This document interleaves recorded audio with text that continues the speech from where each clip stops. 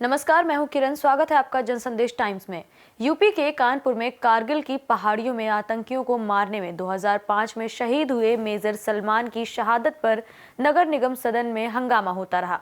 शहीद के परिजनों को आधे रेट पर प्लॉट देने के लिए 31 दिसंबर 2005 को नगर निगम में प्रस्ताव दिया गया था, लेकिन 15 साल बीत जाने के बाद भी ये प्रस्ताव पास नहीं हो पाया।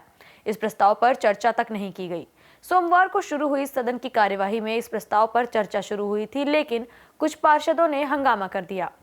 दरअसल सदन में विपक्ष में उपनेता सदन हाजी सुहेल ने मुद्दा उठाया। इस पर चर्चा शुरू की गई तो भाजपा के पार्षद धीरू त्रिपाठी ने कहा कि सभी शहीदों को आधे रेट पर जमीन दी जाए।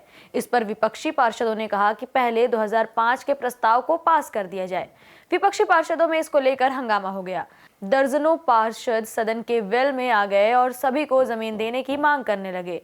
सदन में सपा पार्षद अर्पित यादव ने कहा कि भाजपा के पार्षद शहीद को जमीन देने के प्रस्ताव को पास नहीं करने देना चाहते थे, जबकि मुलायम सिंह यादव की सरकार ने नगर निगम मुख्यालय का मुख्य द्वार मेजर सलमान के नाम कर दिया था।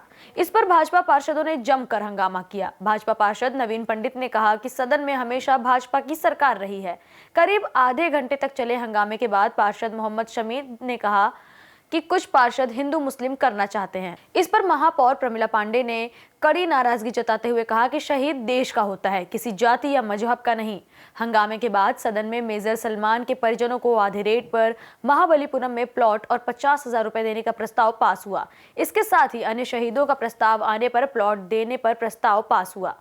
फिलहाल सदन में नई विज्ञापन नीति को लेकर चर्चा की गई, जिस पर महापौर प्रमिला पांडे ने कहा कि बीते 3 दिनों से बनारस में थी, कहीं भी होर्डिंग और बैनर नहीं देखने को मिले। कानपुर में हर जगह अवैध होर्डिंग और बैनर टंगे हुए हैं। हंगामे के बीच नई विज्ञापन नीति के प्रस्ताव को पास कर दिया गया। इसके बाद पूरे शहर में होर्डिंग लगाने के रेट कई गुना बढ़ जाएंगे। ऐसी ही तमाम खबरों से अपडेटेड रहने के लिए बने रहिए जनसंदेश टाइम्स के साथ।